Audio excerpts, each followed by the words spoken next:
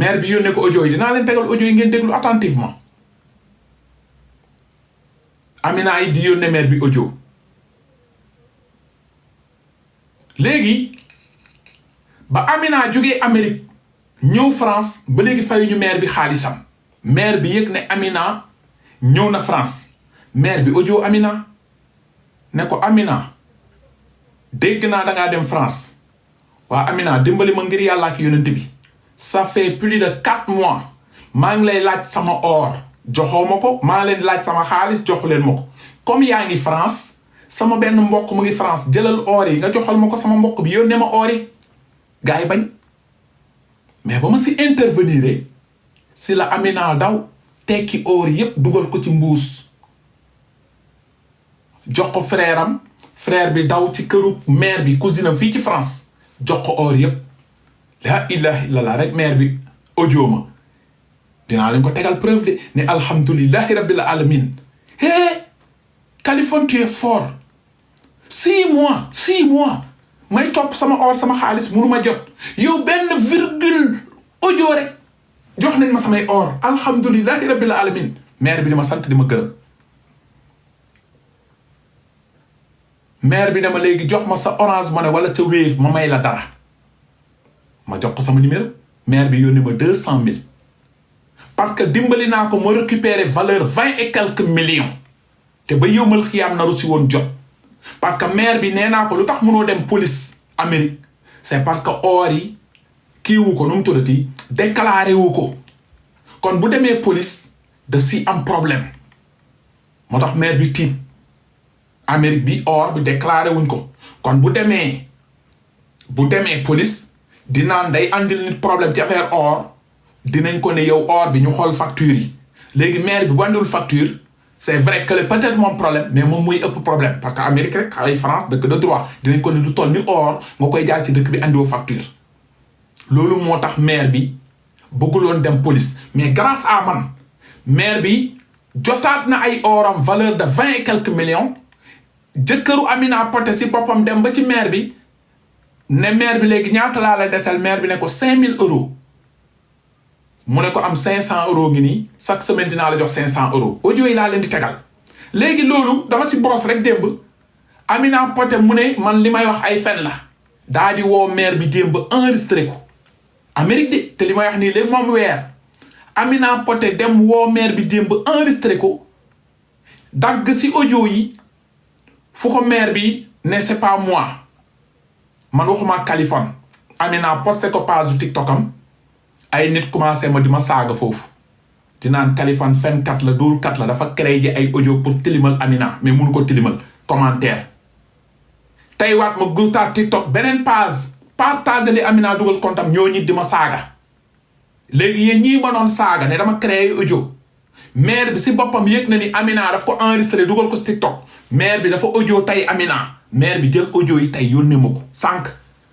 ne ma mère bi ne Amina yow lu tax nga may enregistré kon léegi loolu dina leen wan ne que mère bi moo doon wax ak Amina lan moo tax nga may enregistré dinaa jël audio yi jox ko Kaliphone mère bi Amérique numéro ma ngi nii daf ko enregistré depuis boobu maa ngi gis statut ay or la dugal sax statut yónnee woon na ma ñeent fukki junni léegi nag ñëw ma fii pour tilimal Amina wala Malick Naar mais sama bopp moo ma gënal Amina moo ma gënal Malick Naar bu Amina demul woon woo mère bi enregistré ko sama yoon duma live mais comme dafa dem woo mère bi enregistré naan mère est-ce que yow maa ñëw si yow jël or mère bi musul wax Amina yaa ñëw si moom jël or parce que mère bi xamul la sa jëkkër la xam sa jëkkër moo ñëw si moom jël or sa jëkkër jox la or yi nga takk kon affaire or am na kon nag bu dee da nga bëgg ab buzz fu mu ne nii boo génnee nga live wala nga dem ci beneen live sénégalais dofunu xam nañ ne yaa toog si ay fen man preuve quali preuve léegi nag nanu déglu attentivement lii baatu Amina la loolu ça va lii rek baatu Amina la déglu leen Amina ça va bien la femme allô maman tout que je t'ai envoyé fais calcul lii rek baatu Amina la allô maman tout ce que j'ai envoyé fais calcul déglu leen rek ma commencé enregistrement bi ma enregistré mère bi ñu déglu allô. Bon, je t'appelle pour concernant quelque chose, quoi. Encore. Hein? Comme quoi? Comme Malik. Oui. Si tu peux m'aider à parler avec Malik, mais moi je vais appeler les gens. Les gens m'ont donné les noms des réseaux sociaux là, mais je ne veux pas aller jusque là-bas. Comme c'est ton ami, il faut parler avec lui. maire bi ba muy woote fii pour moom Pape Mbaye lay waxal wala Bouss Ketchup déglu leen fii preuve déglu leen. Moi-même, je ne veux pas son argent. Il n'a qu'à me donner mon bijou. Il a pris mon bijou, il m'a appelé que je suis bouchette, il ne va pas payer mon bijou.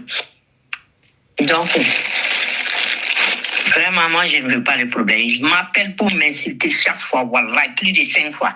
Je ne peux pas parler écrit. Malik! Il a fait quoi? baalaat leen ma tapote leen live bi kaña yi ñoo nekk di signaler live bi maire bi dañoo jël ay oram valeur de 20 et quelques millions mënatul jot or ñu koy woo di ko saaga juróomi yoon ñu koy woo di ko saaga seet leen bu doon yéen la ngeen lebal nit or mënoo jot sa or nit kooku woo di saaga sa ndey xool leen ko bu doon yéen la est-ce que neex na kenn bañ a nekk naa fekk nag audio preuve déglu leen waaw. Pour concernant quelque chose, quoi. Comme quoi? Hein? Comme quoi? Comme Malik. Oui. Si tu peux m'aider à parler avec Malik, mais moi je vais appeler les gens. Les gens m'ont donné les noms des réseaux sociaux là, mais je ne veux pas aller jusque là-bas. Comme c'est ton ami, il faut parler avec lui. Moi-même, je ne veux pas son argent. Il n'a qu'à me donner mon bijou. Il a pris mon bijou, il m'a appelé que je suis bouchette, il ne va pas payer mon bijou. Donc, vraiment, moi, je ne veux pas le problème. Il m'appelle pour m'insulter chaque fois, voilà, plus de 5 fois. Je ne peux pas parler écrit. Malik! Il a fait quoi? M'insulte, il m'appelle pour m'insulter. Moi, je suis bouchette. Pourquoi je vais l'appeler sa femme? Les gens ne payent pas mon crédit. Moi, je vais les embêter. Pourquoi? Moi, il ne faut pas faire cette bouchette. C'est ça qu'il me parle. Non. Je n'ai rien fait de mal. Le problème, c'est Hein? Le problème, c'est quoi? Le problème, il ne veut pas payer le bijou. Quel bijou? Moi, il a pris l'or pour donner à sa femme. Même l'or que tu as fait publicité là. Voilà, elle ne m'a même pas donné $1. Il ne m'a même pas donné $1. Il prend mon bijou, il me doit $28 000, 28 000, à peu près 28 000 de ça. $1, il ne m'a pas donné. Et comment il peut prendre tes bijoux, valeur de $28 000 sans te donner zéro, rien? Rien. Il a pris, il a dit qu'il y avait l'anniversaire de sa femme. Après le baptême là, il a pris encore, il avait problème, on a bloqué son compte, donc il va m'amener 20 000 mercredi. Jusque là, quand je l'appelle, il m'insulte. Est-ce qu'il y a garantie, il y a témoignage, il y a vidéo, il y a décharge? Oui, j'ai tous les vidéos de mon bijou. J'ai dans mon téléphone aussi. Sa femme est au courant. Sa femme me parle. Oh non, il va payer. Malik a des problèmes. Bon, maintenant, toi, tu as... J'ai appelé sa femme, oui, Malik va payer, Malik il est dans des problèmes. Mère bay wax ay preuve la len di tégal tapoter len live bi comme Amina néna daf may fen lo. Ngeen xol tay après kuy fen. Amul ku nek ci réseaux sociaux ku ko mëna défendre ci li ma tok. Déglu len rek. Bijou, faut me donner le bijou. Tu es au courant bien que ton mari n'a rien payé. Ça, c'est depuis quand? Ça, c'est depuis qu'il a pris, depuis que tu as fait publicité là, il n'a rien donné. Il n'a pas donné l'argent. Il n'a pas donné bisous. Non, sa femme a remis un ensemble, ce qu'elle a porté pendant son baptême là. Sa femme a remis ça.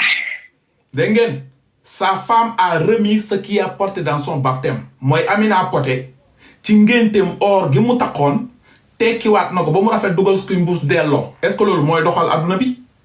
Jël oru jambour ñew tak won aduna bi yépp amna or tak na nga paré nga lem def ci mbuss dello légui wut len plaqué tak mo gën ak seenu xanjar ku xébul sa nos ken da ko nos déglu len fi ay nafante la rek déglu len. Donc ça reste 2 bijoux, 2 ensembles avec les bracelets bagues là. Je peux t'envoyer toutes les photos. Maintenant, tu l'avais fait facture ou bien qu'est-ce qu'il y a? Est-ce que quelle preuve? Oui, il y a facture. Oui, il y a facture, je peux t'envoyer.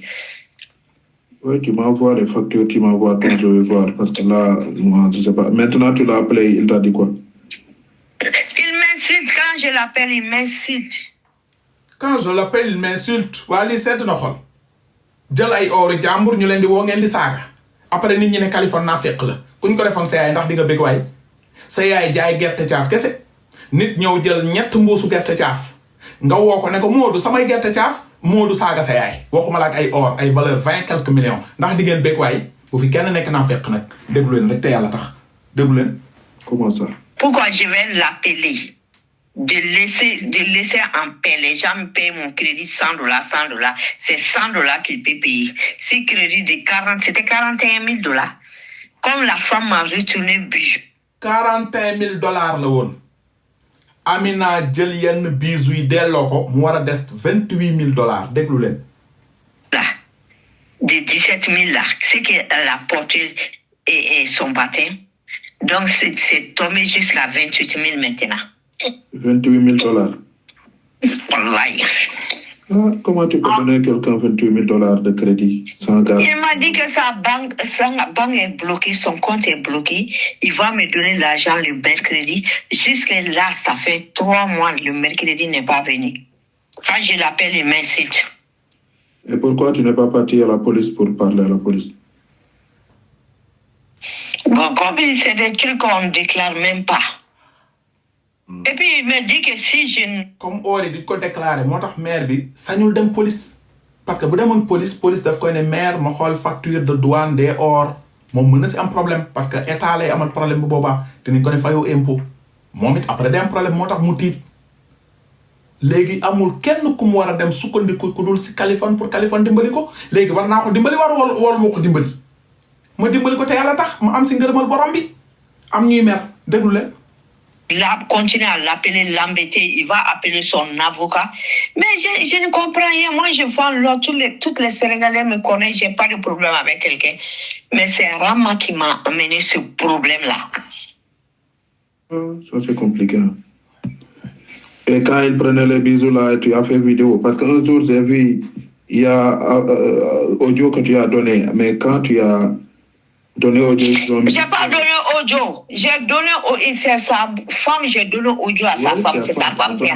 Attends. C'est sa femme que tu as donné audio. Sa femme a pris audio, il t'a donné quelqu'un d'autre. Quelqu'un a mis sur le live. Mais après, j'ai vu Malik venir jusqu'à boutique, montrer, madame, est-ce que je te dois de l'argent, patati patata? Pourquoi tu n'avais pas réagi? Je lui ai dit que je ne savais même pas qu'il me faisait vidéo. Moi, j'ai parlé, il a coupé ma parole. Pour mettre ce qu'il fait. Sinon, voilà, je ne savais pas qu'il faisait vidéo sur moi. Je ne comprends pas Wolof. Je ne sais même pas ce qu'il est en train de dire en Wolof dans les trucs là. C'est les gens, mes clients qui m'ont appelé. Et pourquoi tu es en train de faire affaire avec Malik? C'est quelqu'un qui m'a amené. Moi, je ne connais pas Malik, son caractère. Moi, je ne connais pas les Sénégalais. C'est les Sénégalais, ils viennent. C'est les gens qui m'amènent chez moi. Mais je n'ai jamais vu ça. Tu as mon argent, tu m'insultes. Je ne peux même pas parler. Il est là à m'insulter. On m'a donné le numéro de quelqu'un qui je vais te donner les noms d'appeler ces gens-là. Qui a donné toi mon numéro? C'est quelqu'un qui m'a donné. Oui. D'accord, de toute façon, je vais essayer de voir comment faire. Sinon, après, on verra, Inch'Allah. Oui. Envoie-moi les preuves, les vidéos, les machins que tu l'as donné. Après, tu envoies preuves, après je vais voir. Ok, il n'y a pas de problème. Je vais mettre tout sur ton téléphone. D'accord. RFM, on m'a donné les Kaukalas. On m'a donné beaucoup de trucs. Boucher, Mamadou Kamara. On m'a donné tous les noms là. D'appeler, eux, ils peuvent m'aider. Mais je me suis dit, je te connais. Tu es venu acheter cash ici, l'or. Moi, je te connais, moi, je vais t'appeler. Voir si tu peux m'aider. Non, moi,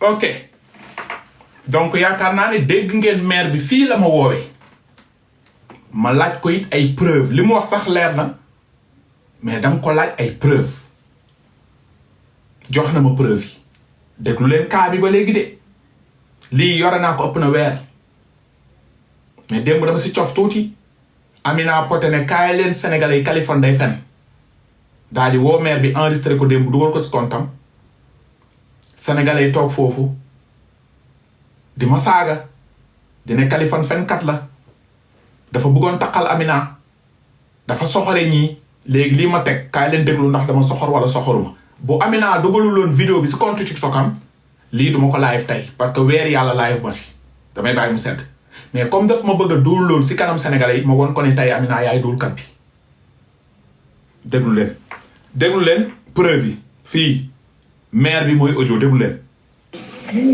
Allô, Malik, ça va.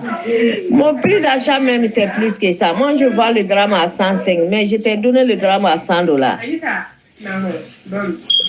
Le prix, l'eau est cher. Je t'ai donné le prix à $100 au lieu de 105.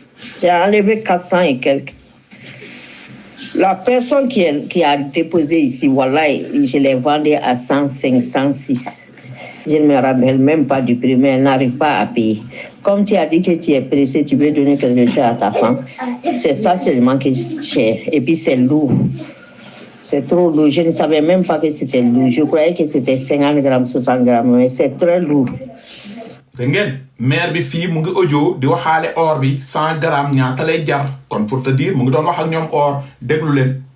Allô Malik, ça c'est 91 $ le gramme, c'est pas bon.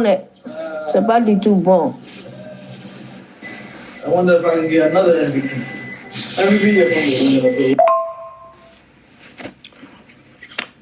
Allô, maman. Tout que je t'ai envoyé, fais calcul pour moi. yaa ngi dégg Amina Poté kii baatu Amina Poté la wala du baatu Amina Poté maire bi booy wax ak Malick Amina Poté dajale or bi yëpp photo ko yónnee maire bi ne ko lii yëpp ma la kii defal calcul pour man nga wax ma ñaata la déglul maman tout ce que j'ai envoyé fais calcul pour moi déglul. Allô, maman. Tout que je t'ai envoyé, fais calcul pour moi et bon prix, s'il te plaît. Oui. leer na Amina Poté moo audio maire bi ne lii ma la yónnee mooy xam nga maire bi daf ko fotol ne ko or bi lii gramme lii Amina ne ko defaral ma bon prix s'il te plaît ñu avancé déglul fii encore. Allô, salam alaikum. Non, ça va? déglul. Allô, maman. Tout que je t'ai envoyé, fais calcul pour moi et bon prix, s'il te plaît. waaw léegi moom mu ne waxut ak maire bi musut wax ak maire bi lii tegal naa leen audio mu ngi wax ak maire bi defaral ma bon prix s'il te plaît déglu leen. Amina, ça va bien, la famille. Ah, le bijou là, comme j'ai donné ça à Malik, et la femme là m'a dit que son papa n'est plus là-bas, quoi. Donc, elle ne veut plus vendre son bijou. Donc, elle est en train de m'harceler, de donner bijoux. Donc, c'est une de mes clientes là, elle avait ça, amené ça pour le traitement de son papa. Mais je crois que ça n'a pas marché, quoi. Donc, elle m'a appelé aujourd'hui de ne plus vendre. Donc, moi, je l'ai dit, j'avais donné à quelqu'un. Mais j'ai même ça dans mon commande encore. Je vais tout faire pour que tu puisses avoir avec l'autre bijou là, quoi. Ça, ce que j'ai commandé même, c'est un peu plus gros que ça.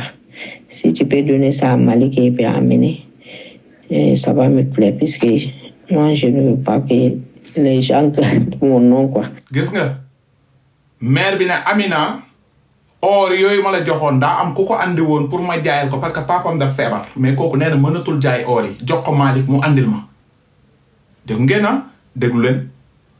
Amina, ça va bien et la famille? Tout va bien. Tu n'as pas accouché d'abord. Ok, si. Tu n'as pas accouché encore loolu mooy depuis Amina mu ngi ëmb déglul fii déglul.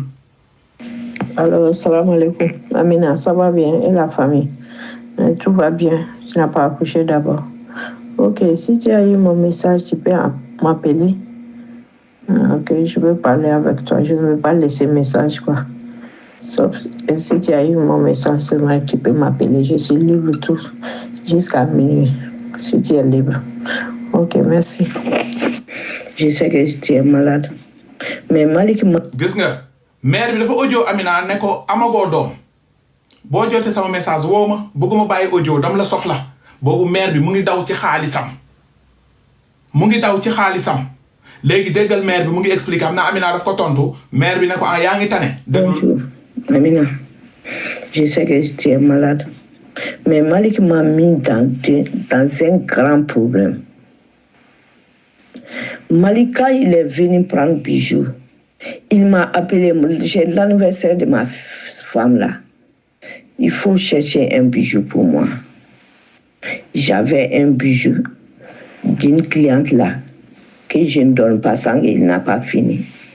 Je t'ai envoyé la photo pour faire preuve. Bijou là, c'était à $11,000. Il est venu, il a pris bijou. Il m'a donné $5,000. Le bijou balance, c'était $6,000. Ce qu'il a pris chez toi là, quand j'ai amené là, le bijou là, c'était 25 151. 25 151. Après, il a amené ce bijou là, premièrement, il a amené $5,000. C'est les deux 5,000 qu'il m'a donné. $10,000. Le dernier bijou là, quand il est venu, j'ai posté seulement. Je ne savais même pas qu'il y a problème. Il est venu, ah, j'ai vu ça sur ton poste. J'aime ça. Un gros bijou là, c'est pas pour moi, c'est pour une sœur qui a payé avec moi, mais elle a des problèmes maintenant. Elle veut vendre pour donner, amener son papa à l'hôpital. Il m'a dit, ok, dans le bijou mercredi, je t'amène 10,000. Dès ce jour, il ne m'a rien donné. Il est en train de dire que chaque bijou qu'il prend, il me donne 5,000. Il a pris, quand je suis parti, le bijou, il a payé l'ancien crédit. On avait fait problème. Il a payé l'ancien crédit. Il a pris bijou de $25,000 là où j'étais assise là-bas. C'est le lendemain ou bien le surlendemain, il a amené $5,000. Le bijou, l'argent de ce bijou-là, ça restait $20,000. Après, il a dit ton anniversaire, il a pris bijou de $11,000. Il a dit que, ok, il m'a donné $5,000. Ça reste $6,000. Quand on ajoute ça sur $20,000, ça va rester $26,000. Il est venu, il a pris bijou que il a vu sur mon poste. Je lui ai donné le dernier bijou. Et puis, j'étais appelé, Malik n'a pas payé, c'est pas pour moi. Il faut donner le bijou. Après, il m'a appelé, ok, ne t'en fais pas, je vais t'amener l'argent. Wallahi, au nom de tout ce que je cherche, il n'a pas donné l'argent. Il a pris bijou comme ça, il est parti. Le jour qu'il est venu dans mon salon, Bonjour maman, j'espère que tu vas bien. J'ai pas vu ton appel. Si tu as vu mon appel, je m'en fais signe. Merci. Kido Amina Poté. Mère bi nga koy joytu. Amina Poté, bonjour maman. J'ai pas vu ton appel, appelle-moi. Li mbaatam la wala du baatam. Comme Amina toog na démb nee na wooy dafa woo mère bi di ko enregistré di ma duulloo. Déglu leen Sénégalais yi xam ngeen lu dof ak lu doful déglu leen. Bonjour maman, j'espère que tu vas bien. J'ai pas vu ton appel. Si tu as vu mon appel, je m'en fais signe. Merci beaucoup. Amina, ça va bien la famille? Et ton bébé, ça va? Ah, j'ai entendu que tu es parti de Paris. Dégg nga mère bi fii ba mu yégee Amina dem na Paris jotul ay biisoom jotul xaalisam mu dégg Amina dem na Paris mu audio ko bu bees déglu leen bii. Allô, salam alaikum Amina, ça va bien la famille? Et ton bébé, ça va? Ah, j'ai entendu que tu es parti de Paris. Bon voyage. Bonne chance à ta vie aussi. Ok, je voulais savoir, comme tu es à Paris là-bas, comme tu m'avais dit que tu as les bijoux là-bas, si tu peux t'envoyer quelqu'un, tu peux la remettre les bijoux, puisque Malik ne va pas payer. Malik, j'en suis sûr que Malik ne va pas payer les bijoux là. Si tu peux m'aider. Ba Amina ñëwee Paris bijoux yi fayuñu ko mère bi ne ko Amina dégg naa dem nga Paris est-ce que mën naa la booleeg sama cousine mu ñëw foofu nga jox ko bijoux yi ngir yàlla ah sa jëkkër fayuma de jàppale ma $28,000 muy presque plus de 16 millions CFA lii ci Paris bii la mooy barkaati dem boo ñaay Paris jóge ba Amérique fayoo bijoux ya jël bijoux jàmbur ya andi ko Paris di ko sañsee mère bi toog jommi yaakaar si yàlla ne yàlla yaanaa waaye tax fa teleen ma live bi Amina Poté dootu ko dolli ne nga mën ngay duulloo dinañ ñëw lu gën a neex ngi ñëwagul ñu déglu leen rek déglu leen de yow Khalid live rek lay def man duma live te andiwuma preuve déglu. Allô, salam alaikum, Amina, ça va bien, la famille? Et ton bébé, ça va? Ah, j'ai entendu que tu es parti de Paris. Bon voyage. Bonne chance à ta vie aussi. Ok, je voulais savoir, comme tu es à Paris là-bas, comme tu m'avais dit que tu as les bijoux là-bas, si tu peux t'envoyer quelqu'un, tu peux la remettre les bijoux, puisque Malik ne va pas payer. Je suis sûr que Malik ne va pas payer les bijoux là.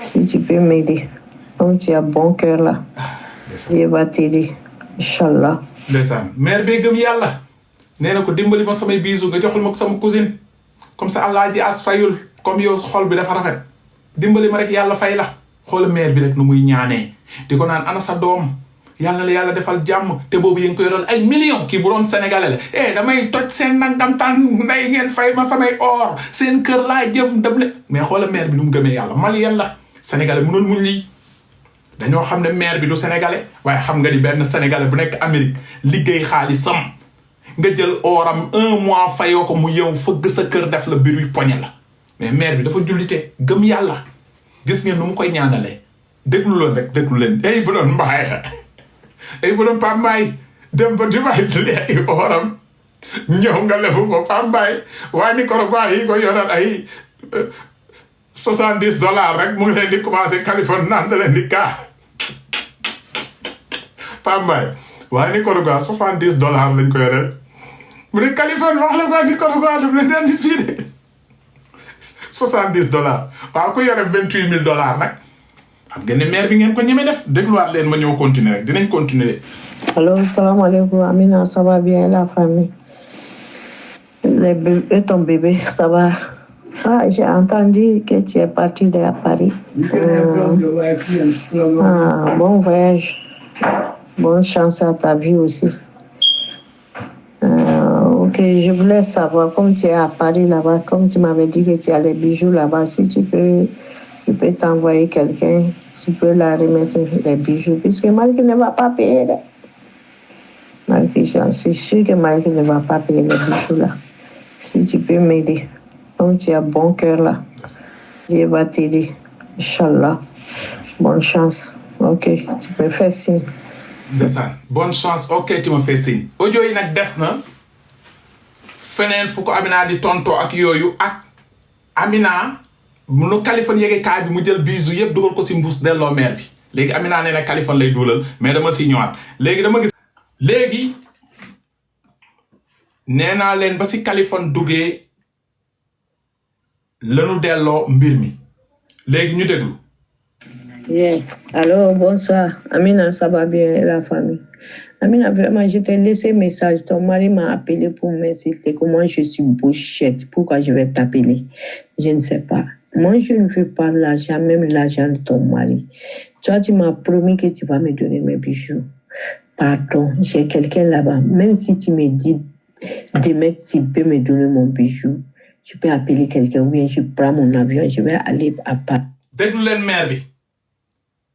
maire bi ba mu yegee Amina mu ngi Paris audio na ko de ko ne mbaa yaa ngi si jàmm comme yaa ngi Paris dam lay booleeg sama benn mbokk mu ñëw foofu jël si bisu yi yéena ko déglu Amina amul retour lan la am maire bi lañu woo di ko saaga maire bi daal dina léegi wax ma fan nga nekk si Paris ma jël billet avion daal di ñëw jël si samay bisu déglu leen maire bi ba léegi déglu leen maire bi déglu leen.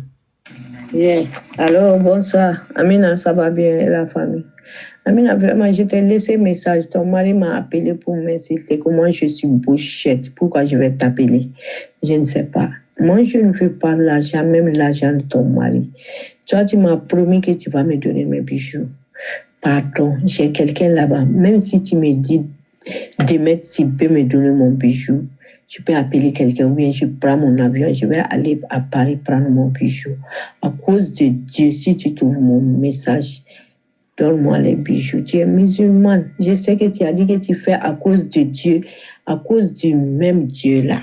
Il faut tout faire pour me donner bijoux. Puisque moi, je ne peux pas continuer à dealer avec ton mari. L'autre jour, il m'a appelé comment je suis bouchette. Pourquoi je vais appeler sa femme?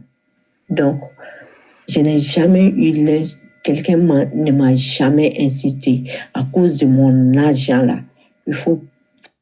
Dengan mère bi mujj naa sonn jotul xaalisam jotul oram lan la jot ay saaga waa lii mbaa jàmm la waaye yéen ñii di seetaan xanaa lii nag du ngeen ne Kaliphone naa fekk la seet leen ko rek seen yaay bu doon jaay jus orange rek borom saret bi ñëw jël ñett jus te fayut sa yaay woo ko Ibrahima sama jus yi doo ma ko fay Ibrahima ne sa yaay mère go dangaa bëggee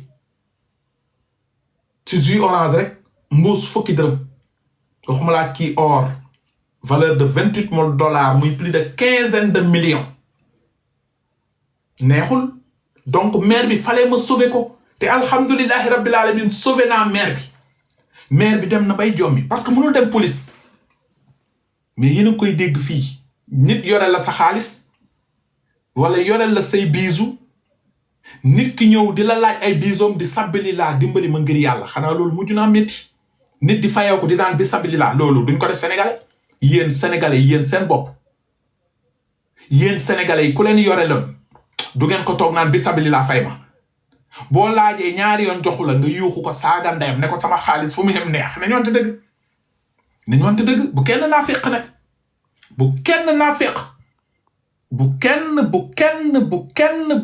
naa féq moo tax tey commentaire yi moom ay ñaari nit ñett nit laay gis ñuy wax négatif mais ñëpp ànd nañ ne Kaliphone tey li mu andi lu jar andi si table bi la te lii yëpp je l'avais depuis mais boo gisee ma live si Amina moo woo mère bi démb enregistré ko teg ko si page yu TikTok am pour ne Kaliphone lay fen loo léegi lii ma teg tey kan moo fen voix bi ngeen dégg Amina enregistré ak voix bi ngeen di dégg est-ce que benn voix bi la wala benn voix même voix la mais mère bi dafa tiit ba léegi dafa traumatisé wu dinaa leen tegal ba Amina woowee mère bi ngeen déglu lu mu ko wax déglu leen mère bi ndeysaan dafa sonn ndeysaan mu ne ko boo ma waxee fan nga nekk ci Paris suba ma dagg avion ñëw Paris ak Amérique billet avion mère bi nar a def loolu yépp pour sonn déglu. Yeah. Alors, bonsoir. Amina, ça va bien et la famille? Amina, vraiment, je t'ai laissé message. Ton mari m'a appelé pour m'insulter que moi, je suis bouchette. Pourquoi je vais t'appeler? Je ne sais pas. Moi, je ne veux pas l'argent, même l'argent de ton mari. Toi, tu m'as promis que tu vas me... Mère bi nee na je veux pas ton argent. bëggatuma seen xaalis jox leen ma sama or. parce que daw na ba naaw depuis 6 mois. déglu leen. Donner mes bijoux. Pardon, j'ai quelqu'un là-bas. Même si tu me dis demain, tu peux me donner mon bijou, je peux appeler quelqu'un ou bien je prends mon avion, je vais aller à Paris prendre mon bijou. À cause de Dieu, si tu trouves mon message, donne-moi les bijoux. Tu es musulmane. Je sais que tu as dit que tu fais à cause de Dieu, à cause du même Dieu-là. Il faut tout faire pour me donner bijoux. Puisque moi, je ne peux pas continuer à dealer avec ton mari. L'autre jour, il m'a appelé comment je suis bouchette. Pourquoi je vais appeler sa femme? Donc, je n'ai jamais eu quelqu'un ne m'a jamais incité à cause de mon argent là. Il faut tout faire pour me donner mon bijou à cause de... léegi mère bi audio yi la ma yónnee ba mu ko yónnee ma yónnee ko Malick yónnee ko Amina ñu ne lii de bu ko sénégalais yëgee gàccale si ñun c'est la ñu takk bisu yëpp jox ko mère bi si guddi si mère bi topp na si 6 mois ñu koy woo di ko saaga mais ba Kaliphone jotee audio yi la Amina woo frère am Mamadou foo nekk kaay woo mère bi ne mère sa cousine bi fu mu nekk ci France maa ngi jox sama frère bi léegi mu yóbbu ko or yi déglu leen mère bi fii déglu leen. Allô, salam alaikum Kaliphone, ça va bien et la famille. Eh, merci beaucoup et que Dieu te paye. Il faut me donner ton truc là, je vais te donner. J'ai pas beaucoup aimé, je t'envoie quelque chose pour ce que tu as fait. Un coup de message seulement. J'ai reçu mes 2 bijoux. ma belle-sœur est à Paris. Donc, quand tu as envoyé un message chez moi, ils ont bombardé mon téléphone de coups de fil de gauche à droite. J'ai dit, j'ai ma belle-sœur à Paris, si tu peux. Amina a dit qu'elle a les bijoux là-bas. OK. Donc, ils ont remis tout de suite, même les 2 ensembles qui vaut une valeur de $23,000. Et puis, le reste de 5,000, Malik est venu aujourd'hui parler. Je ne veux même pas parler de ça. Il m'a donné $500. Ça va rester $5,000. 5,150. Il va faire $500 chaque semaine. Mais Dieu va te payer. Merci beaucoup. Merci beaucoup. Et Dieu te paye. Envoie-moi si je peux t'envoyer et si ton Orange Money là. Même un peu, quelque chose quoi. Tu n'as pas. J'ai bien dormi hier. Wallahi. Dieu est grand. Et Dieu t'aide. mère bi ne j'ai bien dormi léegi Amina dem enregistré mère bi ne Kaliphone day fen léegi Kaliphone fen na wala fenul tegaluma leen audio yi fu muy bisabili laay nañ ko fay oram ñu dëgër bopp di ko saaga muy audio Amina ne ko naka Paris naka bébé bi ay preuve laa leen tegaluma leen audio même voix ngeen di dégg mère bi nee na hé Kaliphone tu es fort un coup message ils ont bombardé mon téléphone appel Famesse merci gars yi tafate leen live bi inspecteur Kali yéen moo tax Kali baax si TikTok bi dañu wante dëgg mère yaay bu sonn di jënd or di jaayaat pour tolal njabootam tukki comme ñëpp ñu bëgg ko wëndeel léegi bu duloon Kali mère bi ba yombal xiyaam du jot léegi ñooñu bu ñu bëggee toog si TikTok bi naan ñu ngi jënd ay sac Louis Vuitton ñu ngi jënd ay vie bu rafet patati te ngeen di yoreel ay nit seen alal loolu du tëgg du yoon nañu